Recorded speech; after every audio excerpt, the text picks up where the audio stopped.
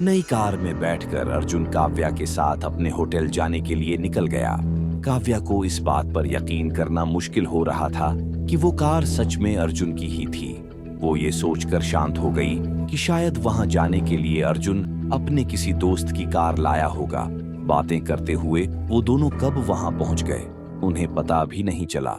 उनकी car hotel blue night के सामने आकर रुक गई। इतने बड़े होटल को देखकर काव्या कुछ समझ नहीं पाई, तो उसने पूछा, हम दोनों यहाँ क्यों आए हैं जब हमारा यहाँ कोई काम ही नहीं है? देखो अर्जुन, पहले मुझे बताओ कि तुम क्या करने वाले हो। पहले हम यहाँ तुम्हारे लिए थोड़ी सी शॉपिंग करेंगे, फिर उसके बाद साथ में डिनर। अर्जुन ने कहा।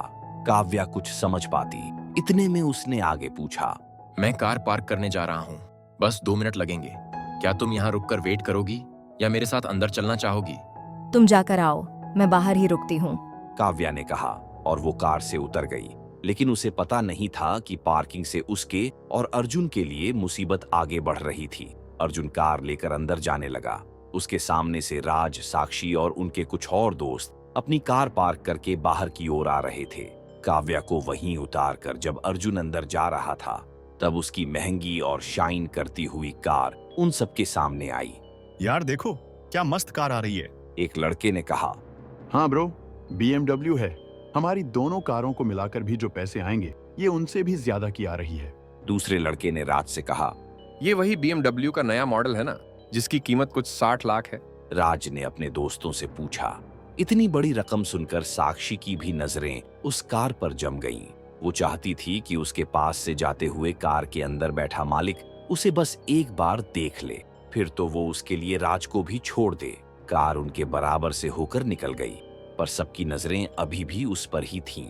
उस आदमी ने इस कार को आज कल में ही खरीदा है, पक्का कोई अमीर आदमी ही होगा। राज के दोस्त ने कहा।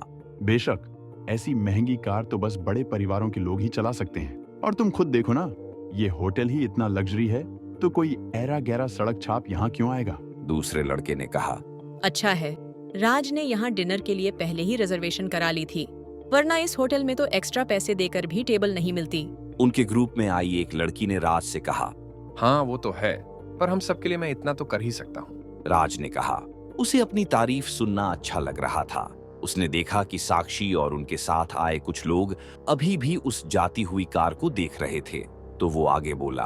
अरे यार, तुम लोग क्या उस कार को घूरे जा रहे हो? क्या हुआ साक्षी बेबी? तुमने ही तो कहा था कि तुम्हें किसी बड़ी जगह पर शॉपिंग और डिनर करना है, तो चलो अब। पर मुझे देखना था कि वो कार किसकी है, कौन है वो अमीरजादा जो उससे बाहर निकलेगा। एक और लड़की ने कहा। राज, मैं क्या बोल रही थी कि तुम भी वैसी ही कार ले लो ना, हम दोनों को उसमें देखकर कई लोगों के दिल जल जाएंगे। साक्षी ने कहा। अभी नहीं ले सकता, क्योंकि हमारे बिजनेस में बहुत नुकसान हुए हैं। राज ने कहा। हाँ ब्रो, याद आया, सुबह तेरा कार्ड काम नहीं कर रहा था और तूने बताया था कि तेरे पापा का बिजनेस खतरे में है, तो क्या तेरा यहाँ आकर पैसा खर्च करना सही रहेगा? राज की बात पर उसके दोस्त ने पूछा।